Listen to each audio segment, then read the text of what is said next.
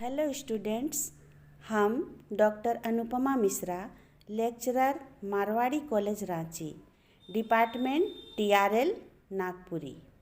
आज हम रौर मन के ठाकुर विश्वनाथ शाही कर चरित्र चित्रण के पढ़ाब। छोटनागपुर कर धरती में एक से बढ़ के एक आज़ादी कर दीवाना होलें।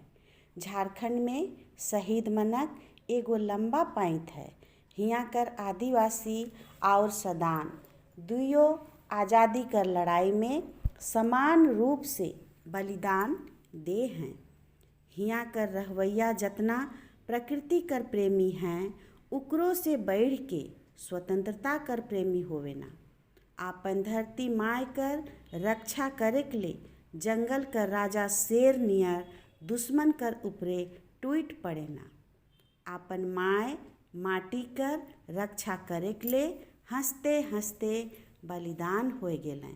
ओहे पाइंत में एगो वीर स्वतंत्रता सेनानी ठाकुर विश्वनाथ शाहदेव रहें, जे कि फिरंगी मनक अत्याचार और जुल्म कर खिलाफ आपन राजशाही ठाट बाट कर जिंदगी छोड़ के गुलामी से आज़ादी दिवाए के ले आपन प्राण कर बाजी लगाए दिलें। भले देश कर इतिहासकार मने झारखंडी वीर योद्धा शहीद मन के आपन इतिहास कर पन्ना में ठाव नहीं दिलें, मुदा स्थानीय साहित्यकार मन ऐसन वीर शहीद मन कर कुर्बानी के जनता के बताए के ले गीत, कविता, कहानी, नाटक कर रचना करलें और शहीद मन के सम्मान देवालें। डॉक्टर BP केसरी और प्रफुल्ल कुमार राय दुयो नागपुरी कर महान विद्वान मने ठाकुर विश्वनाथ शाही कर कुर्बानी कर गाथा आपन नागपुरी साहित्य कर गद और पद दुयो विधा में गढ़ के सम्मान दिवालें।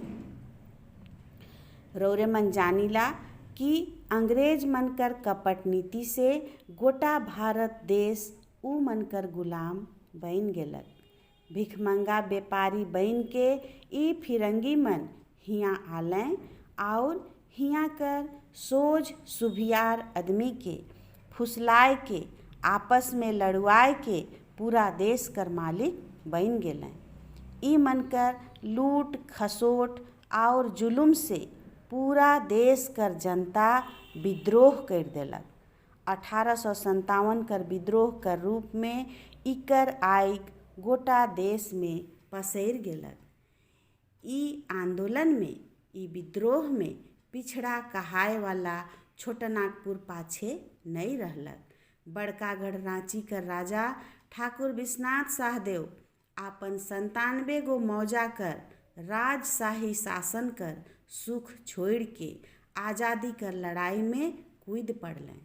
इनकर साथ देलें पांडे गणपत राय, शेख भिखारी, रामगढ़ से माधो सिंह, डोरंडा से जयमंगल पांडे, पोराहाट कर राजा अर्जुन सिंह, चेरो सरदार भवानी बकस राय, टिकैत उमराव सिंह।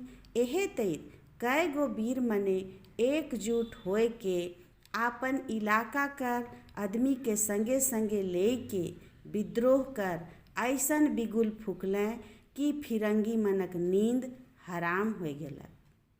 ठाकुर विश्वनाथ शाही बड़कागढ़ रांची कर 7वां शासक रहें। उदयपुर पलानी और कुड़ू परगना कर शासक ठाकुर रघुनाथ शाहदेव इनकर बाबा रहें। इनकर माय कर नाव चनेश्वरी कुंवर रहे। ठाकुर विश्वनाथ शाहदेव कर जन्म 12 अगस्त सन 1817 ईस्वी में बड़कागढ़ कर राजधानी सतरंगी में होए रहे। इनकर जीवन संगनी रहें उड़ीसा गांगपुर स्टेट कर राजकुमारी बानेश्वरी कुंवर।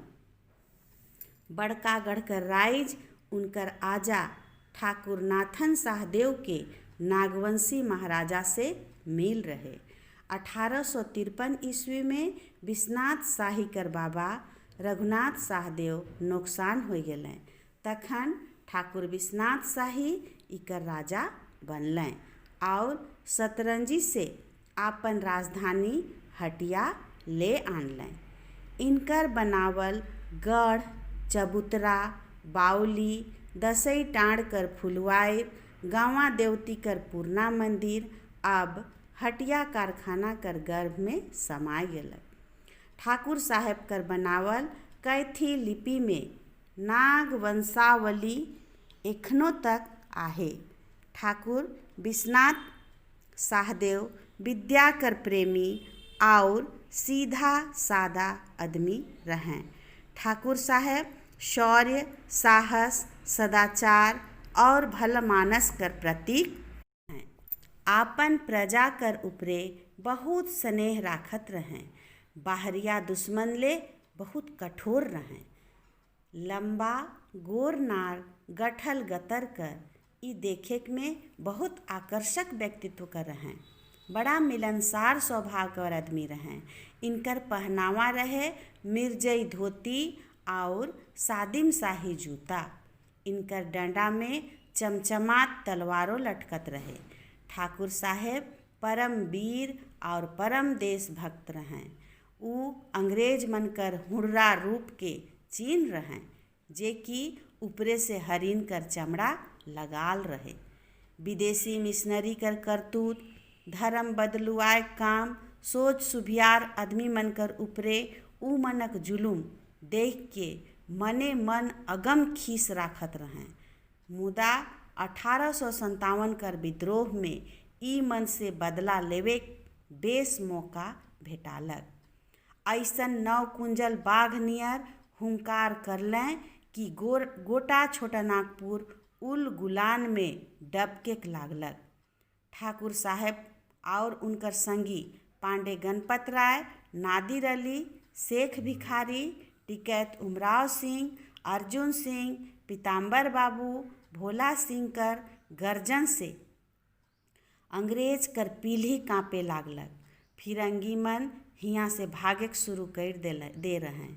गजब कर सेना कर संगठन और नेतृत्व क्षमता रहे ठाकुर साहेब में। ऊ एगो निडर, साहसी और दृढ़ निश्चयी आदमी रहें, जे सोचत रहें उके करिए के छोड़त रहें। आपन वीर धीर तीरंदाज सेना के ले के अंग्रेज मन कर ऊपरे टूट पड़लें। बिखक तीर अंग्रेज कर हिया के फायर के राख देलक। इनकर तलवार कर धार इनकर शान के राख लेलक। अंग्रेजी सेना रांची से चुंदिया छुटाव भागलक। उमन कर डोरंडा कर चर्च के घर के तोड़ के आग लगाए दिलें। जेहल से कैदी मन के भगवाए दिलें। कचहरी कर कागज पत्तर पोड़ाए के आग लगाए दिलें और ट्रेजरी के लूट लेलें। अंग्रेज मनक झंडा यूनियन जैक के उतराए दिलें और आपन झंडा फहराए दिलें। 1 महीना खातिर ऊ अंग्रेज के रांची से कुदाए दिलें। रामगढ़ में अंग्रेज छावनी और बटालियन में हो विद्रोह कर आग धैर्य चुइक रहे। ऊ मन के विद्रोह करे के ले उकसाए के ले ठाकुर साहेब शेख भिखारी और उमराव सिंह के भेजलें। आपन राज्य के अंग्रेज सत्ता से स्वतंत्र घोषित कर दिलें। डोरंडा छावनी कर लड़ाई में अंग्रेज मन के भारी नुकसान होलक। लड़ाई कर समय चतरा से घुरे के बेरा ठाकुर साहदेव पिठोरिया कर परगनैत जगतपाल सिंह कर घर में आराम करत रहें। जगतपाल सिंह गद्दार रहे। अंग्रेज मन उके बड़का गढ़ कर राजा बनाए कर लालच दे रहें। गद्दार जगतपाल घर कर कुंडी के चढ़ाए दिलक और अंग्रेज के खबर कर दिलक।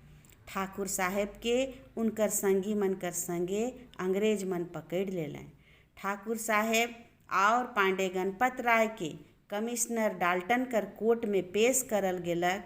उनकर ऊपरे राजद्रोह कर मुकदमा चलावल गेलक और उनके फांसी कर सजा सुनाए दिलें।